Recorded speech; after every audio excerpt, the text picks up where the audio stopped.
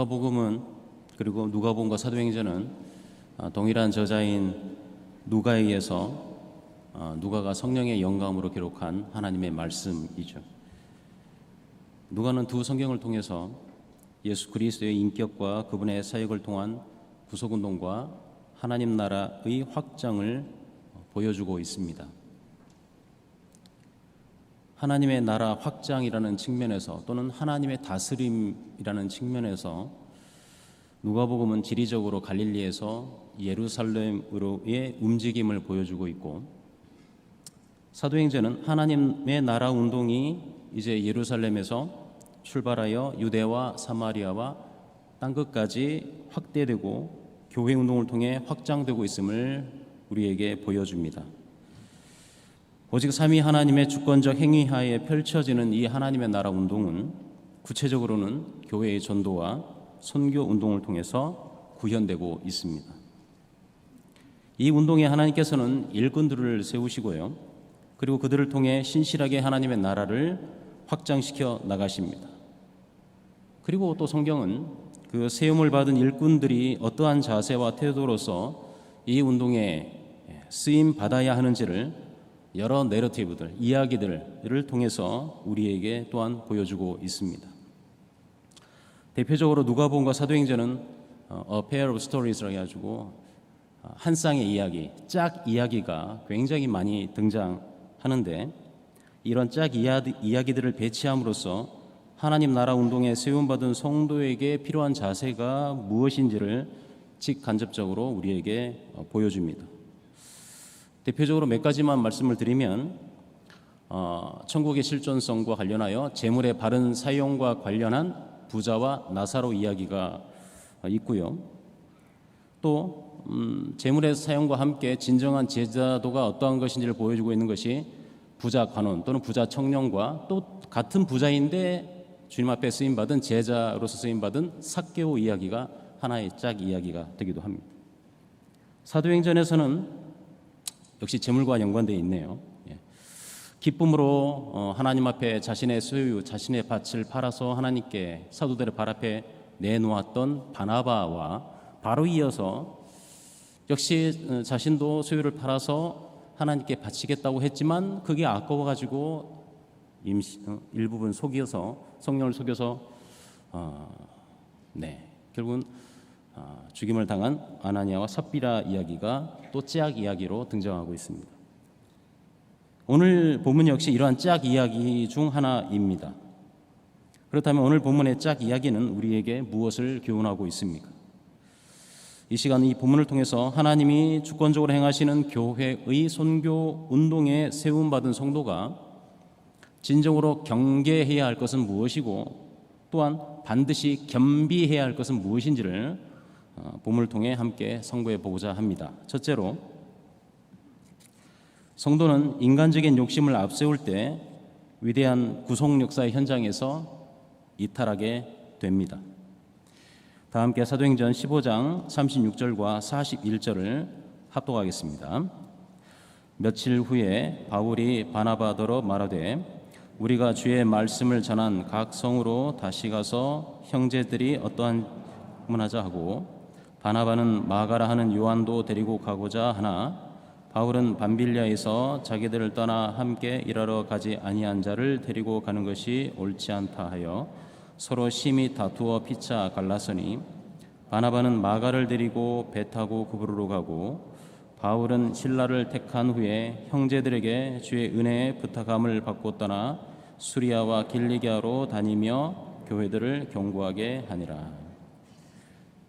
사도행전 15장에서 우리가 충분히 볼 수 있듯이 1차 선교 여행을 마친 후에 예루살렘에서 개최되었던 예루살렘 회의 또는 사도회의에서 결정된 결의안이 있었습니다. 즉 할례는 결코 구원의 조건이 될 수 없고 누구든지 오직 예수 믿음으로 구원을 받음으로 결코 이방인에게 할례를 강요해서는 안 된다라는 그런 선언이라고 볼 수 있습니다. 이 선언은 기독교 복음 전파에 있어서 매우 중요한 전환점이 되었습니다. 오직 믿음으로라는 이 복음 전파의 모토로서 세계의 선교를 향한 위대하고 확실한 기초가 마련된 것입니다. 이제 바울과 바나바는 다시 길 떠날 채비를 하고 제2차 선교 여행을 계획했습니다. 그런데 여러분도 잘 알다시피 안타깝게도 그들 사이에 다툼이 일어나고야 말았습니다. 사역자들의 이 다툼의 골자는 한 사람을 선교 여행에 데리고 할 것인가 말 것인가라는 문제였습니다. 그 한 사람은 누구입니까? 마가 요한이죠. 1차 선교 여행 때 바울과 바나바와 같이 동행했다가 중간에 예루살렘으로 돌아가 버렸던 선교사였습니다.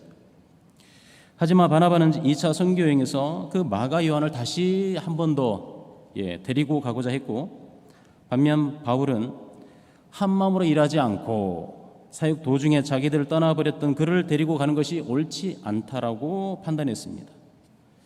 그래서 이 문제로 인해 안타깝게도 두 지도자의 의견이 극명하게 갈렸던 것이죠.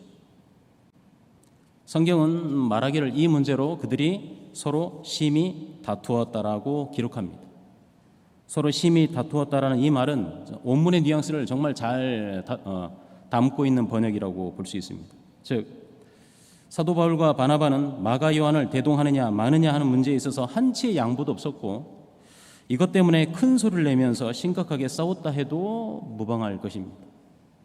결국 의견 일치를 보지 못하고 둘은 갈라섰고, 바나바는 마가를 데리고 구브라는 섬으로 떠나버렸습니다. 그리고 바울은 실라를 택하여 수리아와 길리기아 지방으로 선교 여행을 떠났던 것입니다. 사도행전은 1차 여행 중에 마가 요한의 그 이탈 또는 일탈의 그 이유에 대해서는 침묵하고 있습니다. 학자들은 몇 가지를 주목하는데, 먼저 젊은 나이였던 마가 요한에게 선교의 여정은 쉽지 않았을 것이다, 힘들었을 것이다. 먹는 문제, 여러 가지 환경적인 문제, 그래서 그런 여행 중에 수많은 어려움에 봉착하여 이것을 견디지 못하고 쉽게 포기했다는 그런 주장입니다. 그럴싸합니다마는, 그러나 당시에는 여행 중에 만나는 어려움은 지극히 일반적인 일이었어요. 당연한 일이었고 일반적인 일이었습니다. 그래서 유독 마가 요한에게만 힘들었을 리는 없다는 점을 우리가 고려한다면, 첫 번째 주장은 가능성은 있으나 설득력은 좀 떨어지지 않나 싶습니다. 학자들은 두 번째 이유를 주목하는데, 즉 바나바와 마가 요한이 친척 관계라는 사실을 주목합니다. 사실 바나바는 사도 바울보다도 더 예루살렘 교회 및 안디옥 교회에 이름이 잘 알려진 그런 지도자였습니다. 또한 안디옥 교회에서 선교사를 선출하고 파송할 때 그 언급된 이름의 순서를 우리가 주목해 보면 바나바와 사울로 되어 있습니다. 사울은 곧 바울이죠. 즉 그 이름의 순서에 있어서 바나바가 먼저 언급되고 있다는 것이죠. 이는 바울보다도 바나바가 안디옥 교회의 주도적인 역할을 하고 있는 지도자였음을 보여줍니다. 이 교회의 지도자의 조카가 바로 마가 요한이었기에 마가로서는 삼촌 바나바에 대한 남다른 자긍심이 있었을지도 모릅니다. 또한 마가의 어머니는 초대교회 성도들이 모일 수 있도록 자신의 집까지도 기꺼이 제공했었기에 어찌 보면 신앙에 있어서는 마가는 뼈대에 있는 그런 가문 출신이라고 해도 과언이 아닐 것입니다. 참으로 영적 자부심이 요즘 말로 어깨가 뿜뿜했을 겁니다. 하지만 1차 선교 여행 중에 삼촌인 바나바보다도 함께 동역하는 바울이 전면에 나서게 되고, 바나바는 오히려 사도 바울을 보조하고 지원하는 역할에 국한되는 것처럼 그의 눈에 들어왔었기에 바로 이것이 마가 요한에게는 상당히 자존심이 상하는 문제가 아니었을까라고 학자들은 추정해 봅니다. 그래서 마가 요한은 1차 선교 여행 중간에 바울과 바나바를 떠나 예루살렘으로 돌아가고야 말았다고 학자들은 주장합니다. 좀 더 설득력이 있는 주장입니다. 하지만 전자의 경우이든지 후자의 경우이든지 중요한 것, 어떠한 이유이든지 간에 중요한 건 무엇이냐? 마가 요한이 그 영적 싸움의 현장에서, 선교의 현장에서 이탈했다는 사실입니다. 이런 행위는 당장 선교 사역을 담당했던 동료 선교사들에게 낙심과 패배의 분위기를 심어줄 수가 있었고, 심한 경우에는 불가피하게 선교 사역 및 복음 전파의 전략까지 수정하게 할 수도 있는 큰 사건이 되기도 합니다. 마가 요한은 바나바, 바울 중 누가 선교의 주도권을 가지고 있는가에 주목했기 때문에 자신의 예상과 빗나갈 때 그 허물어진 자존심을 견딜 수가 없었고 마침내 선교 현장을 이탈했던 것입니다. 전에 대학생들을 데리고 몽골에 갔을 때 몽골 선교사님을 도와주는, 정말 물질적으로 도와주고 여러 면에서 엄청나게 도와주는 한인 후원자가 있었는데 참 선교사님이 엄청나게 저에게 칭찬을 했던 분입니다. 근데 다 말씀드려놓고 대화를 하던 중에 갑자기 이상한 소리를 막 하는 거예요. 나중에 알고 보니까, 자세히 들어보니까 안식일교라든지 여호와 이런데 뭐 이상한 데 심취해가지고 주의를 지켜서는 안 되고 금요일 안식일을 지켜야 된다고 그러고 선교사는 정신을 차려야 한다고 그러고 막 그러는 거예요. 선교사님 얼굴이 뻘개져가지고 그런 분인지를 몰랐던 거죠. 그러면 그 자리에서 제가 아주 심히 책망하고 또 선교사님도 책망하고 쫓아내버렸어요. 한동안 그 선교사님이 굉장히 힘들어했습니다. 이러한 일탈, 사실 당사자에게도 엄청난 고통을 안겨주죠. 선교 현장을 이탈한 당사자는 그 현장을 벗어났다는 그 사실이 자신의 삶에 있어서 잊을 수 없는 상처가 되고 사명을 감당하지 못했다고 하는 그 씻기 어려운 고통스러운 기억이 일평생 그를 따라다니게 되었을 것입니다. 뿐만 아니라 단 한 번의 실수였지만 그 실수가 그 사람의 성격과 인간 됨됨이를 나타내는 그런 척도가 되어버리기도 합니다. 그래서 그 사람은 믿을 수 없는 자야, 낙인이 찍히는 것입니다. 결국 알량한 그 자존심과 욕심, 시기 질투 때문에 하나님의 복된 교회의 구속 현장에서 일탈하게 되는 것입니다. 여러분, 마가는 이제 막 떠오르는 신성인 바울이나 안디옥의 지도자요 삼촌인 바나바를 바라볼 게 아니라 그들을 통해 역사하시는 창조주요 구속주이신 하나님을 바라보아야만 했었습니다. 마가는 바울의 언변이나 바나바의 지도력을 바라보는 대신 바울과 바나바를 통해 역사하시는 하나님을 바라보아야 했던 것입니다. 마가는 바나바 또는 바울의 몸짓이나 그들의 손가락을 주목할 게 아니라 그들을 통해 구속운동을 펼쳐 가시는 하나님의 보이지 않는 권능의 손을 주목해 보아야만 했습니다. 무엇보다도 하나님께서 주권적으로 진행해 가시는 하나님의 나라 운동에 자신뿐만 아니라 바나바도 바울도 모든 성도들도 역시 하나님에 의해서 쓰임받고 있다는 것을 철저하게 깨달아야만 했었습니다. 결코 사람이 주체가 아니라 오직 삼위 하나님께서 주권적으로 역사하시는 교회 운동이요 선교 운동임을 인지했어야 했었습니다. 안타깝게도 마가 요한은 바로 이 점을 결정적으로 놓쳐버리고 말았던 것입니다. 한 사람의 자존심과 욕심 때문에 일을 망쳐버리거나 아픔을 주는 일은 세상의 삶에서뿐만 아니라 교회 안에서도 선교와 복음 전파의 사역 현장에서도 안타깝지만 비일비재하게 일어날 수 있습니다. 그 알량한 자존심 때문에 자신뿐만 아니라 공동체를 멍들게 하고 파벌을 나누고 결국 갈라서게 만드는 일들이 벌어지는 것입니다. 성도 여러분, 우리가 교회 운동에 동참하고 선교 운동에 힘쓰던 중에 매 순간 사랑과 환경 때문에 내 속에 육신의 정욕과 이성의 자랑과 또 알량한 자존심들이 일어나려고 할 때 바로 그때 꼭 우리가 정신을 차리고 명심해야 될 것이 있습니다. 그것은 언약의 하나님께서 당신의 구속 역사를 진행해 항상 주도적으로 주권적으로 진행해 가신다는 사실을 기억해야 하는 것입니다. 내가 주가 아니고 주님이 주가 되신다. 그리고 나와 내 주변과 환경을 사용하시는 분이 주님이시다. 이걸 우리가 항상 명심해야 됩니다.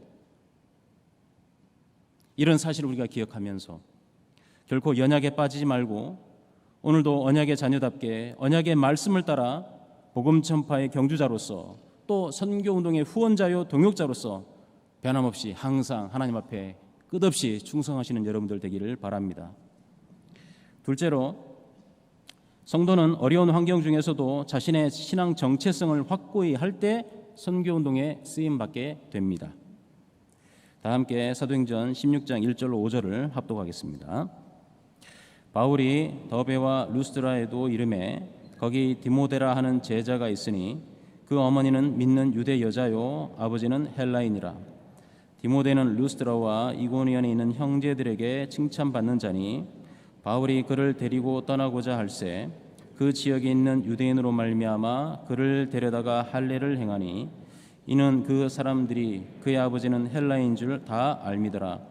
여러 성으로 다녀갈 때에 예루살렘에 있는 사도와 장로들이 작정한 규례를 그들에게 주어 지키게 하니 이에 여러 교회가 믿음이 굳건해지고 수가 날마다 늘어가니라. 아멘. 바나바와 갈라진 후 사도 바울은 동역자 실라와 함께 제2차 선교 여행을 떠났습니다. 그들은 가장 먼저 루스드라를 중심으로 활동을 전개하였습니다. 이 루스드라는 이전에 1차 선교 여행을 했던 지역으로 안진병이를 고치는 등 여러 많은 성과가 있었던 그런 지역입니다.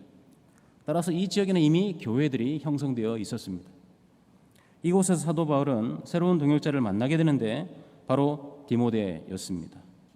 성경은 디모데에 관해 세 가지 주목할 만한 그런 특징을 제시하죠. 첫째는 디모데는 제자라고 말합니다. 여러분, 사도행전에서 제자라는 말은 대체적으로 기독교의 진리를 잘 배움으로써 건전한 신앙을 소유한 자들을 제자라고 합니다. 좀 폭넓게 사용합니다. 누가복음, 마태나 마가복음과는 좀 달리 누가복음에서는 좀 폭넓게 사용합니다.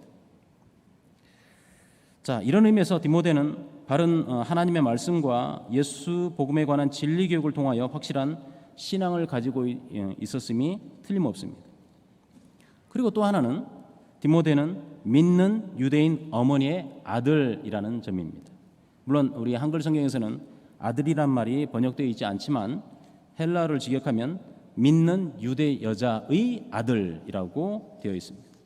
즉 기독교 신앙을 견지한 어머니의 아들임을 강조한 것이죠. 디모데후서 1장 5절 말씀을 통해서 우리가 살펴볼 수 있는데 그 말씀에서 이는 내 속에 거짓이 없는 믿음이 있음을 생각함이라. 이 믿음은 먼저 내 외조모 로이스와 내 어머니 유니게 속에 있더니 내 속에도 있는 줄을 확신하노라 라고 기록하고 있죠. 그러므로 디모데는 모친과 외조모의 수직적 신앙을 물려받았다라고 볼 수 있을 것입니다. 훌륭한 신앙의 계보를 계승하고 있는 것이죠. 그리고 세 번째 디모데의 특징을 말할 때 루스드라와 이고니온에 있는 형제들에게 칭찬을 받는 자다라고 표현하고 있습니다. 자, 이 부분은 디모데에게서는 어찌 보면 수평적인 신앙 관계를 보여주는 그런 표현이라고 말할 수 있습니다. 디모데는 동료 그리스도인들로부터 폭넓은 칭찬을 받았던 것이죠.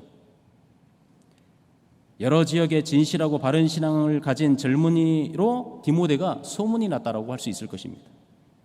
자, 이런 세 가지 점들로 인해서 디모데는 사도 바울의 동역자가 되기에 충분한 자격을 갖추었다고도 볼 수 있겠죠. 그런데 한 가지 문제에 봉착합니다. 그것은 그 지역에 살고 있는 유대인들이 디모데를 바라보는 시각이었습니다. 디모데의 신분이 불완전하다라는 그런 약점을 본다는 겁니다. 유대인들은 디모데의 부친이 헬라인이라는 사실을 알고 있었습니다. 비록 그의 모친이 유대인 기독교인이라 할지라도 디모데가 할례받지 않는 이방인 아버지의 아들이라는 사실은 자칫 복음 전파에 불필요한 마찰을 가져올 수 있었을 것입니다. 선교사로서 어찌 보면 작지 아니한 걸림돌이 될 수 있었던 것입니다. 네. 중동으로 선교사로 갔는데 매일 많은 사람 앞에서 돼지고기를 막 먹는다? 그래서 중동 사람들 절대 안 만나줄 거려? 뭐 우리는 먹어도 상관없잖아요. 어쨌든 그게 그 지역, 투수 지역에서는 걸림돌이 충분히 될 수 있었을 것입니다. 그래서 사도 바울은 이 유대인과 불필요한 마찰을 피하고자 하여 디모데를 데려다가 할례를 행했던 것이죠. 우리는 이 모습을 보면서 앞선 15장의 예루살렘 회의를 떠올리게 됩니다. 할례는 결코 구원의 도구가 될 수 없고 오직 예수 믿음으로 구원을 얻는다라는 이 예루살렘 공회의 선언을 마치 폐기해버리는 듯한 모습으로 비춰질 수 있기 때문입니다. 그것도 그 사도회의에 주도적으로 참석했던 사도 바울이 깨버리는 것처럼 보인다는 거죠. 하지만 이것은 예루살렘 공회의 결정을 무시하거나 파기하고자 하는 행위가 결코 아닙니다. 바울은 할례가 구원의 수단이 될 수 없음을 누구보다도 잘 알고 있었던 사도였습니다. 다만 복음 전파에 있어서 불필요한 시간 낭비나 공연한 마찰이나 갈등을 원치 않았기에 동역자로서 디모데를 데리고 사역하기 위해서 여기에서 유연하게 대처하였던 것입니다. 디모데는 복음 전파와 선교 사역에 정말 완벽하게 준비된 동역자처럼 보였지만 그에게도 역시 이 사역에 걸림돌이 될 만한 연약이 있었다는 말입니다. 하지만 하나님께서는 바울을 통해 이 걸림돌의 가능성을 제거하시고 동역자요 후원자로 세워주셨던 것입니다. 마가 요한 못지않게 디모데에게도 부족이 있고 흠결이 있었지만 그럼에도 불구하고 바울을 비롯한 주변의 동역자들은 디모데에게는 걸림돌을 제거해 줌으로써 디모데가 자신의 신분과 출신의 연약에 얽매이지 않도록 도와주었던 것입니다. 왜 그렇게 했습니까? 바울과 동역자들은 하나님의 나라 운동과 구속 운동 그리고 교회 운동의 주체가 하나님이심을 분명하게 인식하였고 그 운동을 위해 하나님께서 자신들 뿐만 아니라 디모데도 사용하실 것을 너무 잘 알았으며 성도 모두가 전능하신 하나님의 권능에 사로잡힌 하나님의 백성임을 잘 깨달았기 때문입니다. 그리고 디모데 또한 이후에 성경의 기록을 통해 볼 때 그 역시 철저히 하나님의 절대 주권을 믿었던 신자였으며 하나님께서 행하시는 그 하나님 나라 운동에 자신이 쓰임받고 있다는 사실을 철저하게 깨달았던 성도였습니다. 그래서 사도 바울과 함께 동역할 때 그 바울을 통해 일하시는 절대 주권의 하나님을 인식하였고 기쁨과 즐거움으로 감사함으로 선교사에게 동행했던 것입니다. 성경은 디모데를 동역자로 삼은 후에 사도 바울이 루스드라, 더베, 이고니에 있는 여러 성을 다니면서 예루살렘에 있는 사도들과 장로들의 작정한 규례들, 즉 오직 믿음으로 구원함을 받는다라는 이 사도회의 결정사항을 그들에게 주어 지키게 했다라고 후속으로 기록하고 있습니다. 이처럼 바울은 디모데라는 든든한 동역자와 함께 선교 여행을 계속하면서 사도회의 결정사항을 교회들에게 가르쳐 바른 신학으로 하나 되게 함으로써 결과적으로 이에 여러 교회가 믿음이 굳건해지고 수가 날마다 늘어가니라라는 하나님의 나라 확장을 목도하게 되었던 것입니다. 우리 사역의 현장에서 뜻밖의 벌어지는 일들로 인해서 동역자를 잃거나 든든한 후원자를 놓치게 될 수도 있을 것입니다. 그럴 때 아무리 사역자지만 인간인지라 마음에 큰 실망과 두려움이 잠시 생길 수도 있을 것입니다. 하지만 우리 하나님은 우리를 들어 당신의 언약을 성취해 나가실 때 결코 손해를 보시는 분이 아니십니다. 절대 손해를 당하시는 분이 아니십니다. 비록 바울이 마가, 요한 및 바나바와 갈라섰지만 하나님은 예수님의 제자요 형제들에게 칭찬 듣는 또 다른 신실한 동역자를 바로 바울에게 붙여주심으로써 바울을 통한 복음 전파 사역을 변함없이 이어나가도록 하시는 것입니다.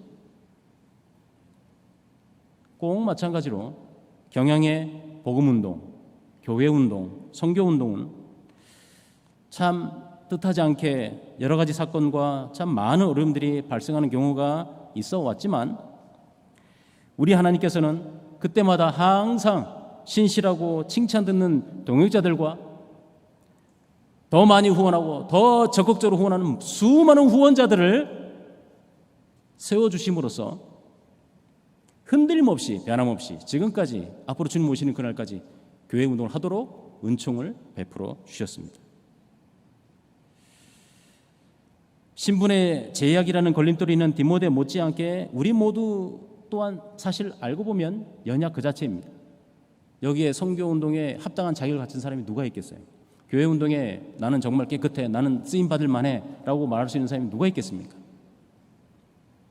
많은 부족과 연약이 있지만 우리 역시 예수님으로 말미암아 하나님 나라의 소유된 백성으로 구속되었음을 인식하고, 또한 부족하지만 우리 자신이 위대하신 하나님의 나라 확장에 쓰임받는 복된 자가 되었음을 깨닫고 감사하면서 기쁨으로 교회운동과 선교운동에 동참해 올 때 그 결과는 반드시 교회의 승리가 보장되어 있었음을 우리가 지금까지 목도하고 있지 않습니까? 그러므로 우리는 서로의 연약을 둘천에 깎아내리기보다도 연약한 사람들을 통해 하나님 나라 운동을 주권적으로 펼쳐나가시는 분이 하나님이심을 굳게 믿고 서로 협력하고 교회 운동과 선교 운동에 앞으로도 더욱 일로 매진해야 할 것입니다. 분명한 것은 하나님께서 주권적으로 진행해 가시는 하나님 나라와 하나님의 다스림은 더욱 확장되고 더욱 강력해질 것이 명백하다는 사실입니다. 하나님의 택한 백성이요 구속받은 성도로서 하나님께서 주도하시는 선교운동의 귀하게 쓰임받고 있는 여러분들, 이미 복된 자들인 여러분들, 승리를 보장받은 여러분들, 이것을 이 사실 굳게 인식하면서 어떠한 어려움과 상황이 닥친다 하더라도 하나님 나라 운동에 더욱 동역자요 든든한 후원자로서 쓰임받는 성도들이 되시기를 바랍니다. 성도 여러분, 그렇다면 1차 여행 중에 이탈한 마가 요한은 어떻게 되었을까요? 다 여러분 잘 아실 것입니다. 감사하게도 바울 서신 속에서 한때 바울에게 버림받았던 마가가 다시 바울의 사역에 귀하게 쓰임받은 동역자가 되었음을 성경은 기록하고 있습니다. 바울이 기록한 옥중 서신 중 하나인 골로새서 4장 10절에는 나와 함께 갇힌 아리스다고와 바나바의 승질 마가와 이 마가에 대하여 너희가 명을 받았음에 그가 이르거든 영접하라 라고 기록하고 있습니다. 또한 사도 바울이 기록한 그 목회 서신이자 사실상 그의 마지막 서신이라고 할 수 있는 디모데 후서에서도 마가를 향한 사도 바울의 놀라운 사랑이 담겨 있습니다. 동역자였던 데마가 세상을 사랑하여 바울 곁을 떠나버렸던 그런 상황 속에서 사도 바울은 디모데서 후서 4장 11절에 누가만 나와 함께 있느니라 내가 올 때 마가를 데리고 오라 저가 나의 일에 유익하니라고 기록하고 있습니다. 한때 바울을 실망시켰던 마가 요한이 이제는 죽음을 앞에 둔 사도 바울에게 말할 수 없는 큰 힘이 저가 나의 일에 유익하다라는 그런 칭찬을 듣고 있는 것입니다. 사람에게 칭찬받는 건 물론 좋습니다. 물론 더 중요한 건 하나님께서 바울을 통해서 마가를 칭찬하신다는 거죠. 그동안 무슨 일이 벌어졌는지 확인할 수는 없지만 충분히 우리가 짐작해 볼 수 있는 것은 마가 요한에게 깊은 회개와 돌이킴의 은혜가 주어졌다는 사실입니다.